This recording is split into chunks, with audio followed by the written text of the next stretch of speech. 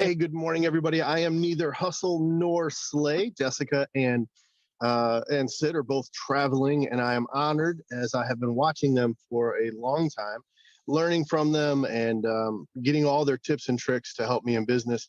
And very, very honored that they have asked me to fill in this morning. My name is Joey Graves, and I am a former pastor of a lot of years, pastored the same church for about 13 years, where we had the opportunity to grow that church from about 100 members to about 600 in regular attendance. That was a pretty amazing time in my life. I've also been a business owner. I've owned a real estate appraisal company and a landscape company. We also did some bounce houses for a couple of years. So we have tried all kinds of wonderful things.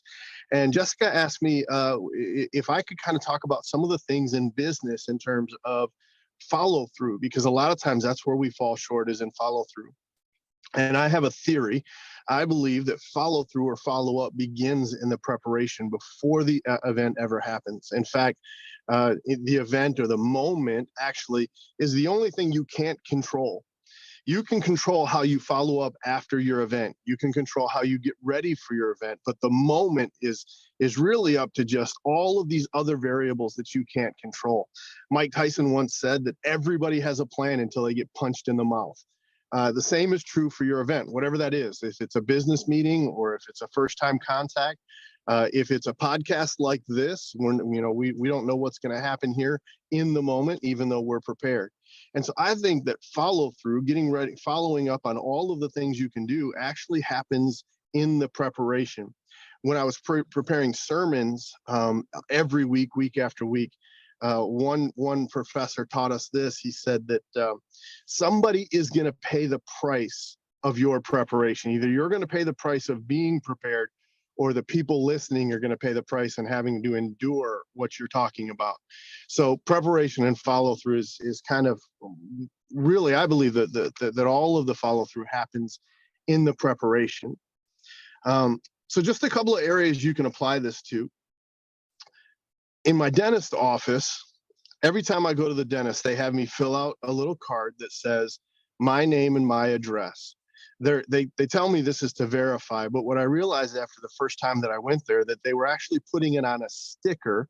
And when I got my follow-up notice for my appointment for my next visit, it was actually in my handwriting. They took the sticker off of that verification process, put it right on the postcard to say, hey, this is your next appointment. And I thought, man, that's brilliant. They don't even have to fill out the information anymore. They actually had me do the follow-up for them. And we can do all kinds of things like that. We can prepare ahead of time for the follow-up. Now, how does this, maybe let's just talk about for a second, let's talk about planning for meetings. I read somewhere that you have to prepare for a meeting for at least as long as the meeting's going to go. In fact, some people from Inc. magazine say that you should actually prepare for a meeting twice as long as you expect the meeting to go. So if you have a half-hour meeting, you should actually be preparing for a half hour to an hour for that meeting. I have this example of where I'm working currently, that every morning we have the same meeting. Every morning we have the same report that we go over as a team. And I'm always amazed at how many people are surprised by what's on the report, because I pull that report every morning about a half hour before the actual meeting happens. And I have questions. I already know what's going to be asked of me, so I try to get ready for that meeting and have the answers for anybody that's going to be asked. But more importantly, I have questions for that meeting, and to say, hey, when this meeting's over with, what can I do? How can I fix whatever's going on in the meeting? Again, I can't control what's going on in the meeting, but I can know what's going to happen. I can know what's going to be asked of me. I also know what I can ask in that moment. So the preparation or the follow through for all of the things that have to happen after that meeting can be done way ahead of time. I can say, hey, ahead of time, these are the things that I'm concerned about. Can I get answers on these, or who do I need to follow up with? That's a big deal for any meeting that you have, whether it's you're presenting a business idea to somebody, or whether you're just doing what I do, following up in group settings with the same reports and the same meetings over and over again. You can plant seeds. ahead of time. You can say, this is the thing that I want to happen. This is the thing that I just want to drop this in there. This works really, really well for public speaking. Again, my background, every single week I had at least 2 talks that I had to give.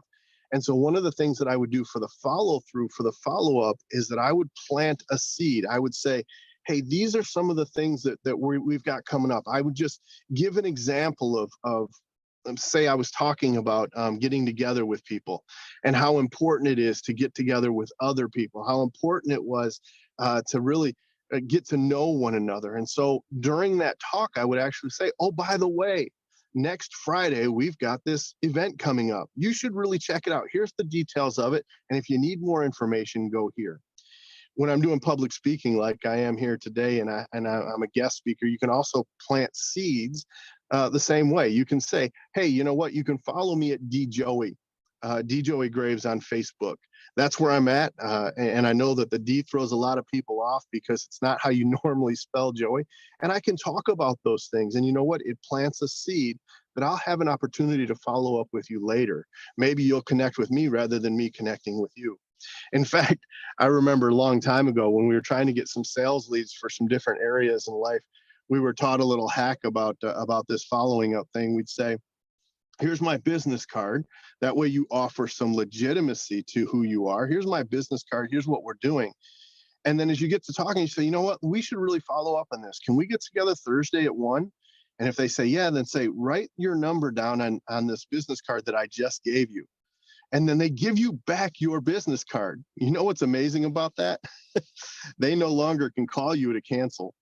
I know that seems so silly, but they can no longer call you to cancel. And they remembered you giving them the business card. They remember that legitimacy of who you are. That's all planning ahead of time. That's all thinking about how am I going to follow up with this later on. Now, again, I was talking about public speaking. I used to do a lot of it, a lot more of it than I'm doing now. And some of the ways that I followed up after the public speaking was knowing what I wanted to happen afterwards. Now, in my realm, in the area that I did, I had really 2 goals. I wanted people to change and grow closer to God, because I believe that as you grow closer to God, that you're going to change. Some things are going to change in your life. It's often said that you can't meet God and stay the same. Something's going to change. And the other thing was I wanted them to get connected. So again, I would drop those notes about, hey, knowing that ahead of time, what can I do to help you? What can I do to push you forward? And I would have those steps in place before the talk.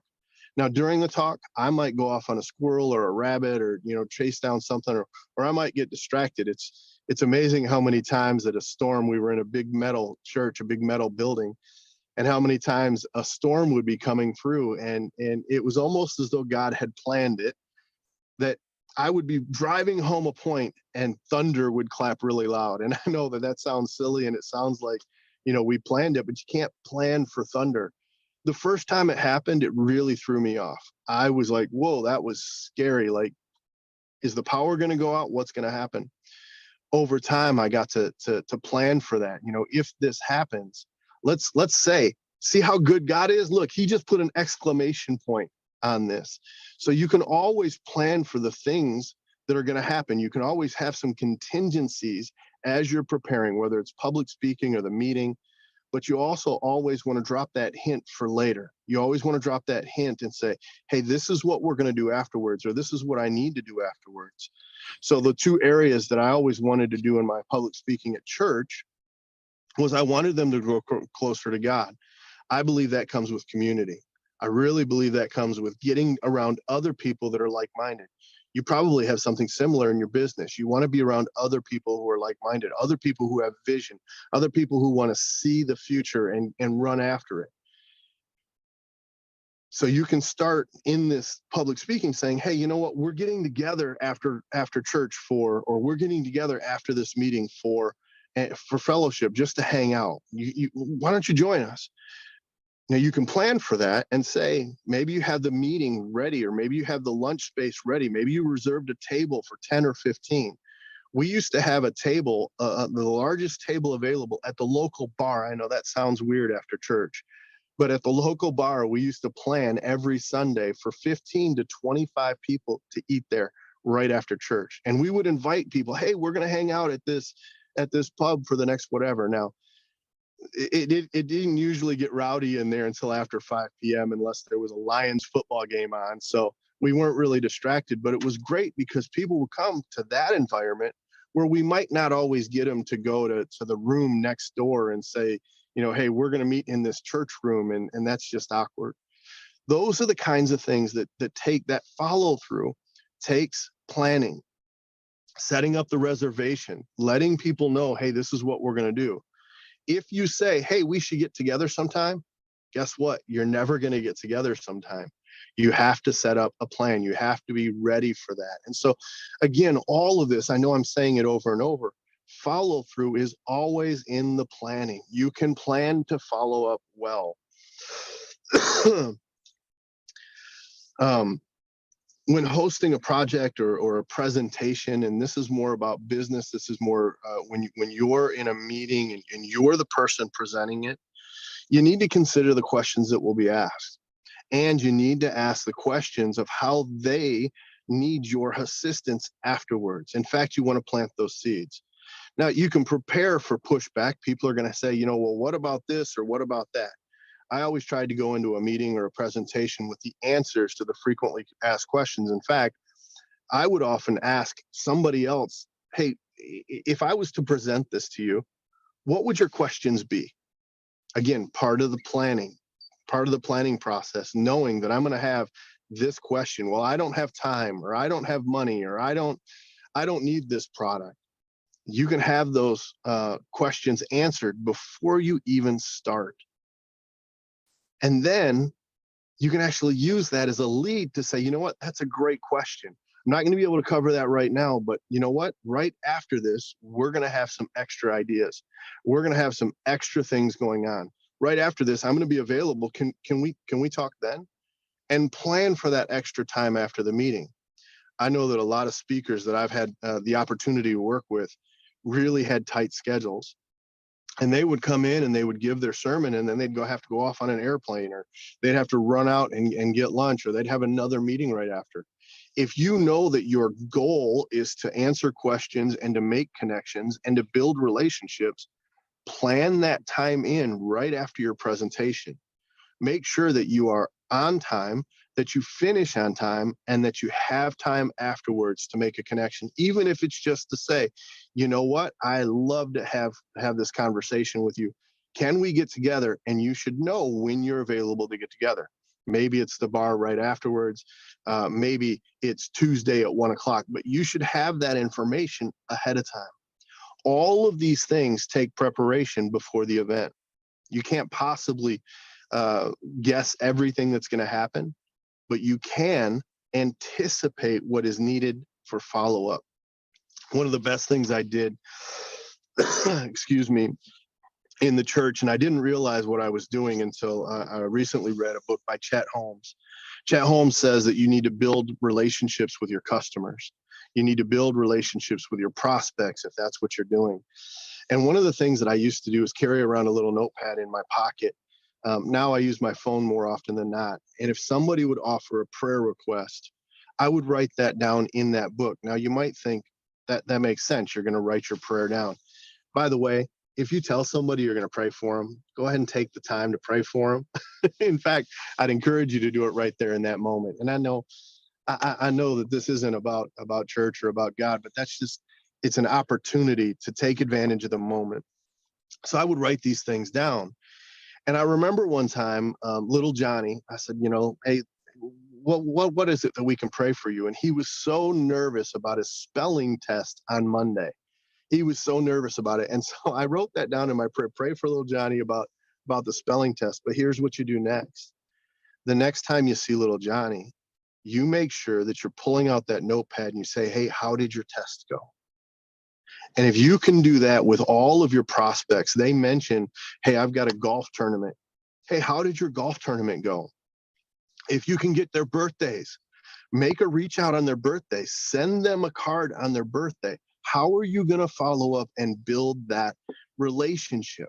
Most people will give you all the info you need about them personally to give real connection. Now, I shared this in another forum one time before, and they said, you know what, that's just being fake. I don't think it's being fake. It's not being fake at all. Even if you put a system in place to do this automatically, even if you just add them to an email list for their birthdays, you've still taken more time than most of their family, than most of their friends. You have still taken the forethought to say, you're important to me. You're important enough that I made the effort. Even if it was part of a plan and even if it was part of a system, you'd be amazed at just how often people are surprised by that and they go, wow, they actually remembered me. I love it when people give me prayer requests. I love it when people say, hey, you can help me with this, because I get to write that down and I get to do the follow up. But again, without that pad and paper, I wasn't prepared for the moment that allows for follow up. See, all of this over and over again comes back to two things: preparation and follow through. If you need to make connections with people, and you do, by the way, if you're in business, you need to make connections with people. You need to plan ahead of time and then take advantage of everything you can in that moment. Now, I've done a lot of things in my life. I've built relationships with in my real estate appraisal business. In fact, we did this same thing with our real estate appraisal business long before the recession of 2008. I would build relationships with my customers, so much to the point through this system that we actually had a customer in Texas, a bank in Texas, actually fly in for my wedding because we had already built those relationships. We had asked, hey, how is your day going, before we ever got to the business of whatever.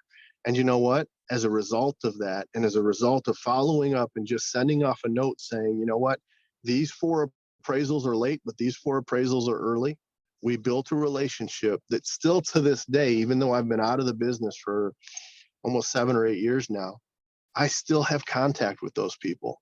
And you know what? Every time I start a new venture, they ask me about the new venture. Hey, what's going on with this? Hey, is that something else I can get involved with? Now, a lot of us here are network marketers, so those connections are key. Those connections and building those relationships and following through on those relationships are what's going to build your business as you move forward. It is about relationship. They're going to buy you long before they buy the product. They're going to believe in you long before they believe in whatever it is that you're sharing with them. Now, I have a saying that I want to see people reach their full potential. I believe that being your best you is the highest form of worship, because when we were created with a purpose and with a lot of potential.